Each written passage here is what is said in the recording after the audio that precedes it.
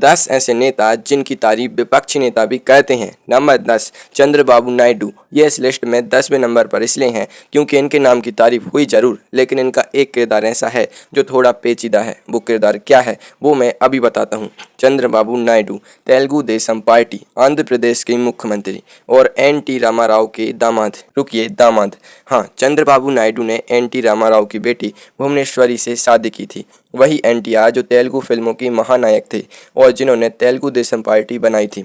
अब असली बात सुनिए। 1995 में चंद्रबाबू नायडू ने अपने ससुर एनटीआर को ही सत्ता से हटा दिया, पार्टी के विधायकों को अपनी तरफ किया और मुख्यमंत्री की कुर्सी ले ली। इसे राजनीति कहते हैं या कुछ और, ये आप तय कीजिएगा। लेकिन यह बहुत बड़ा लेकिन है। जो काम इन्होंने हैदराबाद के लिए किया वो इतिहास में दर्ज है। साल 2000 अमेरिका के राष्ट्रपति बिल क्लिंटन भारत आए, हैदराबाद गए और इतने प्रभावित हुए कि इन्होंने नायडू की जमकर तारीफ की।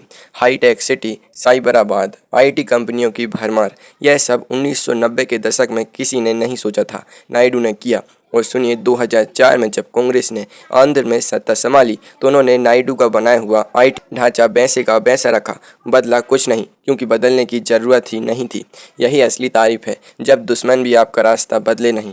लेकिन अब एक सवाल मन में आ रहा है ना, क्या सिर्फ विकास काफ़ी है या नेता का किरदार भी देखना चाहिए? इस सवाल का जवाब इस लिस्ट के नंबर 1 पर मिलेगा। चलिए चलते हैं नंबर 9 पर। नंबर 9 वाई.एस. राजशेखर रेड्डी। नंबर 9 पर है एक ऐसा नेता जिनकी मौत के बाद उनके विरोधियों के घरों में भी मातम था। राजनीति में ऐसा बहुत कम होता है। वाई.एस. राजशेखर रेड्डी आंध्र प्रदेश के मुख्यमंत्री, कांग्रेस पार्टी से। 2004 के चुनाव से पहले वाई.एस.आर. ने 1500 किलोमीटर की पदयात्रा की, पैदल, धूप में, गांव-गांव, हर इलाके में। तब किसी ने नहीं सोचा था कि यह जीतेंगे, लेकिन जीते और जीतने के बाद जो काम किया वो आज भी याद किया जाता है। राजीव आरोग्यश्री, भारत की पहली सरकारी स्वास्थ्य बीमा योजना, गरीबों के लिए। गरीब परिवार को बड़े से बड़े ऑपरेशन का खर्च उठाएगी सरकार। उस जमाने में यह क्रांतिकारी विचार था। अब सुनिए वो बात जो इन्हें नंबर 9 पर रखती है। 2014 में जब चंद्रबाबू नायडू ने सत्ता संभाली तो सबने सोचा वो वाई.एस.आर. की योजनाएं बंद कर देंगे, क्योंकि दोनों कट्टर राजनीतिक विरोधी थे। लेकिन नायडू ने राजीव आरोग्यश्री बंद नहीं की, नाम बदला, लेकिन योजना वही रही। यानी विरोधी ने आपकी योजना अपने नाम से चलाई। इससे बड़ी तारीफ क्या होगी? 2009 में वाई.एस.आर. का हेलीकॉप्टर नेल्लोर के पहाड़ों में गायब हो गया। जब खबर आई तो पूरा आंध्र रो पड़ा। आंकड़े बताते हैं कि शोक में 100 से ज़्यादा लोगों ने अपनी जान दे दी। जिसके जाने पर दुश्मन भी रोए, वो नेता था। नंबर 8 पर एक राज्य जिसे कभी जंगल राज कहा जाता था और एक नेता जिसने उसे बदल दिया। लेकिन उनके बारे में एक ऐसी बात है जो आपने शायद नहीं सुनी। आगे सुनिए। नंबर 8 नीतीश कुमार। 2005 से पहले बिहार की हालत, रात को घर से निकलना मतलब खतरा, सड़कें टूटी हुई, बिजली का नामो निशान नहीं और अपहरण की घटनाएं रोज की खबर। यही बिहार था। फिर नवंबर 2005 में नीतीश कुमार मुख्यमंत्री बने और बिहार बदलने लगा। एक बात जो बहुत कम लोग जानते हैं, नीतीश कुमार की मुख्यमंत्री बालिका साइकिल योजना, 9वीं कक्षा में पढ़ने वाली हर लड़की को फ्री में साइकिल। इस एक योजना ने बिहार में लड़कियों के स्कूल छोड़ने की दर में बड़ी गिरावट लाई। सोचिए, एक साइकिल ने कितनी बेटियों की जिंदगी बदल दी। और इस योजना की नकल बाद में देश के कई राज्यों ने की, चाहे किसी भी पार्टी की सरकार हो। यही तारीफ का सबसे बड़ा तरीका है। कांग्रेस के नेताओं ने भी माना कि बिहार बदला है। यह वो नेता थे जो दशकों से बिहार में सत्ता चलाते रहे थे। लेकिन और यह एक बड़ा लेकिन है, नीतीश कुमार ने बीजेपी के साथ गठबंधन किया, फिर तोड़ा, फिर कांग्रेस के साथ गए, फिर वापस बीजेपी। यह सिलसिला इतना उलझा है कि जैसे हवा का रुख हर पर बदले, वैसे ही नीतीश जी की राजनीति। लेकिन काम की तारीफ विरोधी भी कहते हैं। नंबर 7 पर एक ऐसी नेता है जिन्होंने दिल्ली को नया चेहरा दिया और उनके जाने के बाद उन्हें हराने वाले ने भी उनके नाम की तारीफ की। सच में। नंबर 7 शीला दीक्षित। दिल्ली मेट्रो। जब भी दिल्ली मेट्रो की बात होती है, श्रेय की लड़ाई शुरू हो जाती है। बीजेपी कहती है हमारी देन है, आम आदमी पार्टी कहती है हमने बढ़ाया। लेकिन सच यह है, मेट्रो की नींव शीला दीक्षित ने रखी। 1998 में वो मुख्यमंत्री बनी। 2002 में दिल्ली मेट्रो का पहला चरण शुरू हुआ। 15 साल लगातार 3 बार मुख्यमंत्री। यह रिकॉर्ड आज तक दिल्ली में कोई नहीं तोड़ पाया। अब वो बात जो बहुत कम लोग जानते हैं, दिल्ली में सभी बसों को सीएनजी में बदलना यह काम आसान नहीं था। ट्रांसपोर्ट माफिया का विरोध था, बस मालिकों का दबाव था, सुप्रीम कोर्ट का आदेश था और समय कम था। शीला दीक्षित ने यह करके दिखाया।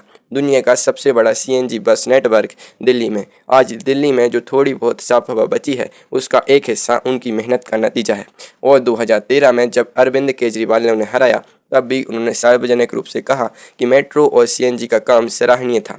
हार जाए तो भी काम की तारीफ हो, यही असली जीत है।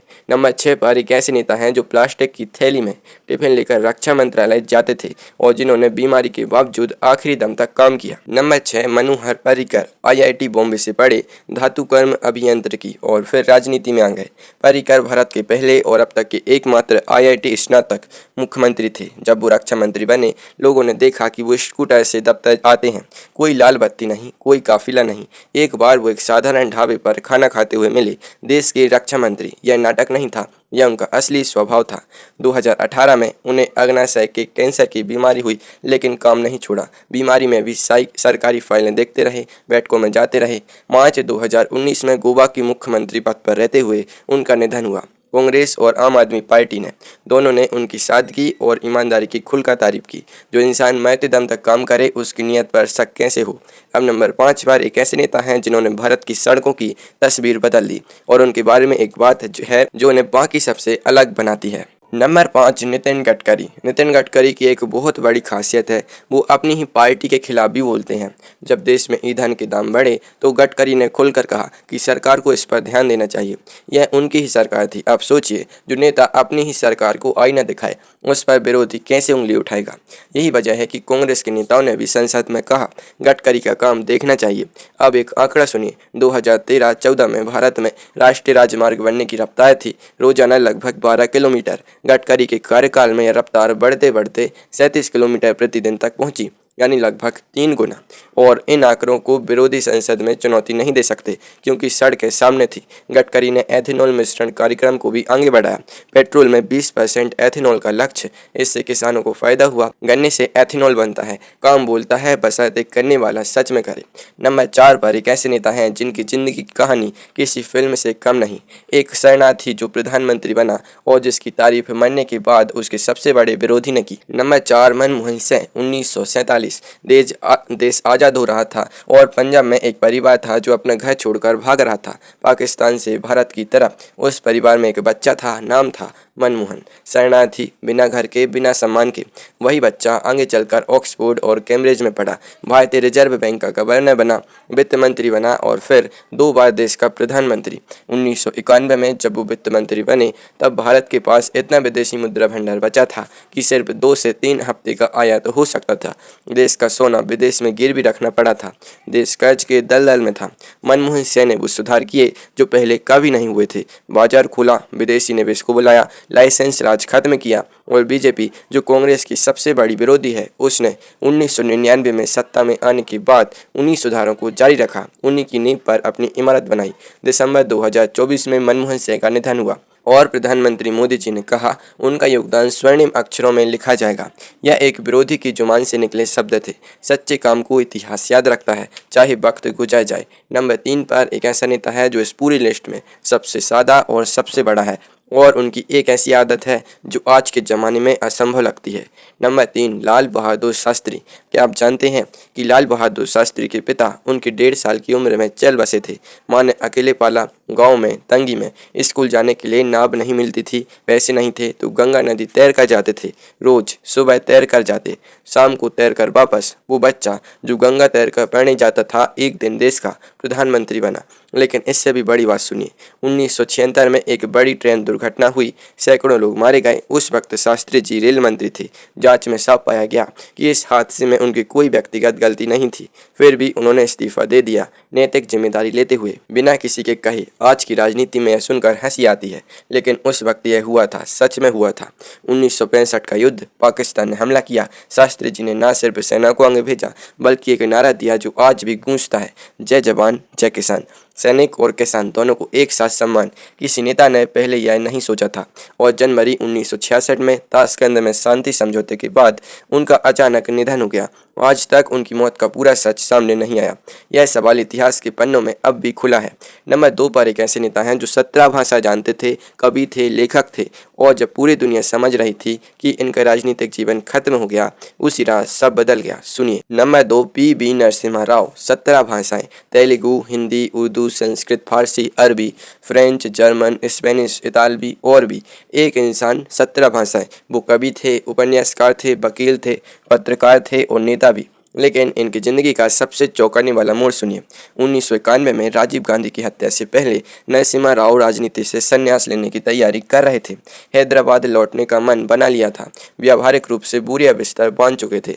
फिर एक रात मई 1991 राजीव गांधी की हत्या हो गई और हफ्तों के भीतर नरसिम्हा राव प्रधानमंत्री बन गए। जो जाने की तैयारी कर रहा था वो देश का नेता बन गया। 1991 में भारत के पास विदेशी मुद्रा सिर्फ हफ्तों की थी। देश का सोना गिरवी था। राव ने मनमोहन सिंह को वित्त मंत्री बनाया और दोनों ने मिलकर वो सुधार किए जिनकी वजह से आज भारत दुनिया की बड़ी अर्थव्यवस्थाओं में से एक है। बीजेपी ने चाहे चाहे या ना चाहे इन्हीं सुधारों को आगे बढ़ाया। जो बीज बोए उसने फल दूसरों ने खाए, लेकिन बागवान का नाम तो इतिहास में है। और अब नंबर 1 इस पूरी लिस्ट का सबसे ऊपर वाला नाम एक ऐसा नेता जो खुद कवि था, जिसने अपने दुश्मन की तारीफ संसद में की, जिसने दुनिया को चौंका दिया और जिसे उसके सबसे बड़े विरोधियों ने भारत रत्न के योग्य कहा। नंबर 1 अटल बिहारी वाजपेयी। 1971 बांग्लादेश मुक्ति युद्ध में भारत ने जीत हासिल की। संसद में जश्न था और उस माहौल में एक विपक्षी नेता खड़े हुए और उन्होंने कहा, इंदिरा जी दुर्गा हैं। वो नेता थे अटल बिहारी वाजपेयी। उन्होंने अपनी सबसे बड़ी राजनीतिक विरोधी की तारीफ की, सच के लिए, सिर्फ सच के लिए। यही अटल जी थे। अब एक ऐसी बात सुनिए जो आपको सच में हैरान कर देगी। 1998 पोखरण परमाणु परीक्षण। अमेरिका की खुफिया एजेंसी जो दुनिया की सबसे ताकतवर खुफिया संस्था मानी जाती है, उसे भनक तक नहीं लगी। भारत ने राजस्थान के रेगिस्तान में परमाणु परीक्षण कर दिया और उन्हें पता ही नहीं चला। यह अटल जी की सरकार की सबसे बड़ी सामरिक सफलता थी। गोल्डन क्वाड्रिलेटरल दिल्ली, मुंबई, चेन्नई, कोलकाता को जोड़ने वाला 5,846 किलोमीटर का हाईवे नेटवर्क, आज़ादी के बाद का सबसे बड़ा सड़क प्रकल्प। यह सपना अटल जी ने देखा और पूरा किया। और कांग्रेस के मनमोहन सिंह ने कहा, अटल जी भारत रत्न के योग्य हैं। यह एक कांग्रेसी नेता के मुंह से बीजेपी के सबसे बड़े चेहरे के बारे में निकले शब्द थे। तो नंबर 10 पर वो सवाल था, क्या सिर्फ विकास काफ़ी है या किरदार भी देखना चाहिए? अटल जी का जवाब है, दोनों साथ होने चाहिए। जब काम और किरदार दोनों एक जैसे हों तो दुश्मन भी सिर झुकाने पर मजबूर हो जाता है। राजनीति में दोस्त और दुश्मन बदलते रहते हैं, लेकिन काम और किरदार वो नहीं बदलते। यही है नंबर 10 से नंबर 1 तक का सफ़र। चाहे पार्टी कोई भी हो, काम बोलता है।